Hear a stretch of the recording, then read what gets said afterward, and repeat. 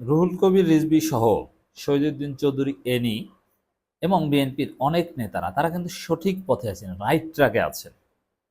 ভারত ইস্যুতে সবসময় জিয়াউর রহমান, খালেদা জিয়ার যে অবস্থান অথবা বাংলাদেশের স্বাধীনতার সার্বভৌমত্বের পক্ষে যে জিরো টলারেন্স অবস্থান, এর মানে ভারতকে তোষণ করা, সব কিছু দিয়ে দিতে হবে, ভারতের কথায় চলতে হবে, বাংলাদেশ ইন্টারনাল পলিটিক্সে হস্তক্ষেপ করার সুযোগ দিতে হবে। আওয়ামী লীগের এই নীতিতে বিশ্বাসী নয়। তো বিএনপি নেতাদের আহ, একটা বড় অংশ কিন্তু রাইট ট্র্যাকে আছেন, তারা কিছুতেই ভারতের ফাঁদে পা দিতে রাজি নন। আপনারা দেখবেন যে মাহমুদুর রহমান সাহেব মুক্তি পেয়েছে এবং তিনি তো খালেদা জিয়ারই উপদেষ্টা ছিলেন। তিনি দেখবেন যে ভারত সম্পর্কে কি বলেন। আমরা তাকে নিয়ে এখন পর্যন্ত কার্যক্রম শুরু করতে পারিনি, বাংলাদেশে প্রতিকূল আবহাওয়ার কারণে অসুবিধা হচ্ছে, কিন্তু আবহাওয়া ঠিক হলে আপনারা দেখবেন। কিন্তু মির্জা ফখরুল ইসলাম আলমগীর তিনি আসলে কি শুরু করেছেন, তিনি স্পষ্টতই ভারতের ফাঁদে পা দিয়েছেন। এই বিষয়ে কোনো সন্দেহ সংশয় রাখার কোনো কারণ নেই। যেমন এ বিষয়ে আমাদের প্রতিবাদ জারি রাখতে হবে যে মির্জা ফখরুল ভারতের ফাঁদে পা দিয়েছেন। এ বিষয়ে প্রচুর কথা বলতে হবে, কারণ এটা ডক্টর ইউনূসের নেতৃত্বে অন্তর্বর্তীকালীন সরকারের সময়। এটা হাসিনার ফেসিবাদী মোমেন্ট নয় যে কিছু বলতে পারবো না আর সমালোচনার কোনো গুরুত্ব নেই। না, এখন থেকে ডক্টর ইউনূস দায়িত্ব নেওয়ার পর প্রত্যেকটা সমালোচনা গুরুত্ব আমরা পেয়েছি, এবং ইতিবাচক সমালোচনাগুলো, কনস্ট্রাকটিভ ক্রিটিসিজমগুলো, আর সমালোচনা মানেই গঠনমূলক, বাকিটা সমালোচনার মধ্যে পড়ে না। এটা ডক্টর ইউনূস সরকার গ্রহণ করছেন বা অন্য যে কোনো ক্ষেত্রে সমালোচনা করলে তার কাজ হয়। যেমন এই যে কালো পতাকা নিয়ে একটা বিতর্ক বাংলাদেশে আপনারা দেখেছেন, তিনজন কে চরমনের একটা মিছিল থেকে গ্রেপ্তার করা হয়েছে, নানান কিছু। তো এই বিষয়ে কিন্তু এর আগে আমরা সমালোচনা করেছিলাম। সমালোচনার পরে ডক্টর ইউনূস সরকার এই বিষয়ে কঠোর হয়েছে, উগ্রবাদীদের দমন করতে তৎপর হয়েছে। তো দর্শক, আহ, কিন্তু সব ঠিক থাকলেও মির্জা ফখরুল ইসলাম আলমগীর এখনো ঠিক হননি। তা আমরা মির্জা ফখরুলের সমালোচনা চালিয়ে যাব, মির্জা ফখরুলের বিরুদ্ধে প্রতিবাদ চালিয়ে যাব, যাতে তিনি জনগণের সমালোচনা গ্রহণ করে ভারতের ফাঁদে পা দেয়া থেকে ফিরে আসেন। তিনি যাতে রাইট ট্র্যাকে আসেন, তিনি যাতে রুহুল কবির রিজভী কিংবা শহীদুদ্দিন চৌধুরী এনি, আমিনুল হক বা জয়নুল আবেদিন ফারুক এদের মতো সহি আকিদায় চলে আসেন ভারত বিষয়ে। ভারতের ফাঁদে পা দিয়েছেন মির্জা ফখরুল, সেটা আমি আগেই প্রমাণ করেছি। আহ, তিনটে প্রমাণ। এক, তিনি বলেছেন যে ফেসিবাদী দল হিসেবে আওয়ামী লীগকে নিষিদ্ধ করা ঠিক হবে না, এটা প্রণয় ভার্মা শিখিয়ে দিয়েছেন এবং তাতে সম্মত হয়েছেন মির্জা ফখরুল। সেটা এখন বাংলাদেশে একের পর এক সাক্ষাৎকারে বলছেন, একবার বলেছেন তা না, একাধিকবার বলেছেন, তিনবার বলেছেন, ইউএনবির সাথে বলেছেন, নয় দিগন্তের সাথে বলেছেন, প্রথম আলোর সাথেও বলছেন। এই হচ্ছে অবস্থা দর্শক। আহ এটা হচ্ছে একটা বিষয় ভারতের ফাঁদে পা দেয়ার।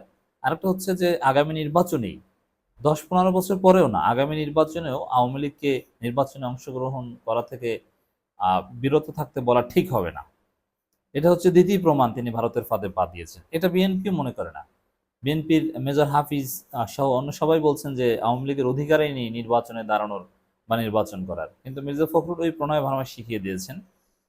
তৃতীয় প্রমাণ হচ্ছে তিনি নয় দিগন্তের সাথে আরেকটা সাক্ষাৎকারে বলেছেন যে আহ, আগামী যে জাতীয় সরকার, সেই জাতীয় সরকারে জামাত ইসলামীকে রাখা হবে কি হবে না, এই বিষয়ে তাকে সুনির্দিষ্টভাবে প্রশ্ন করা হয়েছিল।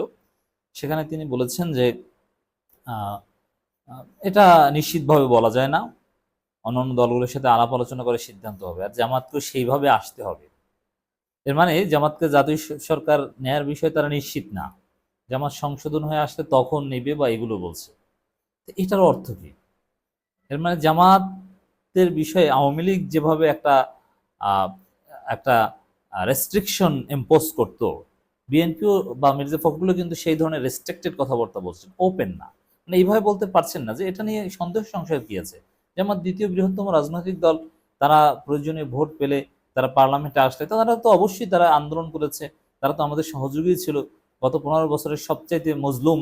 অতএব তাদেরকে জাতীয় সরকার নেওয়া হবে কি হবে না, এটা তো কোনো প্রশ্নই না।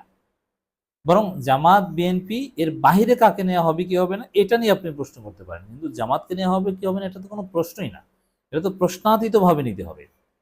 তো দর্শক, আহ তো এই ভুল পথে আহ রুল আছেন মির্জা ফখরুল ইসলাম আলমগীর। কিন্তু অন্য নেতাদের ক্ষেত্রে দেখেন, রুহুল কবির রিজভী একটা বক্তব্যে বলেছেন যে বাংলাদেশে আর ফেসিবাদ ফিরে আসবে না, কোনোভাবে ফিরে আসবে না।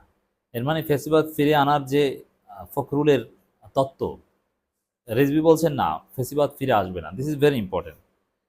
এরপরে দেখেন শহীদুদ্দিন চৌধুরী এনির একটা বক্তব্য আমি সংক্ষেপে বিশ্লেষণ করছি। লুটপাটের টাকায় ভারতে বসে ষড়যন্ত্র করছে শেখ হাসিনা।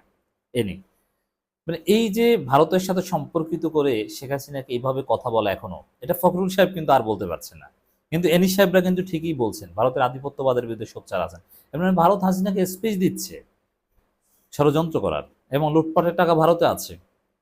লুটপাটের টাকায় শেখ হাসিনা ভারতে বসে দেশের বিরুদ্ধে ষড়যন্ত্র করছেন বলে মন্তব্য করেছে বিএনপির যুগ্ম মহাসচিব শহীদুদ্দিন চৌধুরী এনি।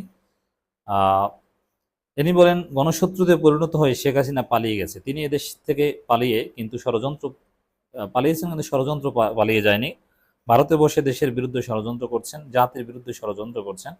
কারণ তাদের তো টাকার অভাব নেই, লাখ টাকা কোটি টাকা আর লুটপাট করেছে, পাচার করেছে।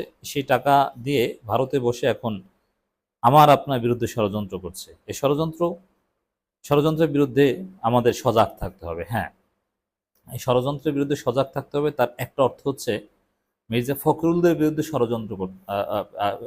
মির্জা ফখরুলদের বিরুদ্ধে সোচ্চার থাকতে হবে, কারণ মির্জা ফখরুলরা সেই ষড়যন্ত্রের পার্ট।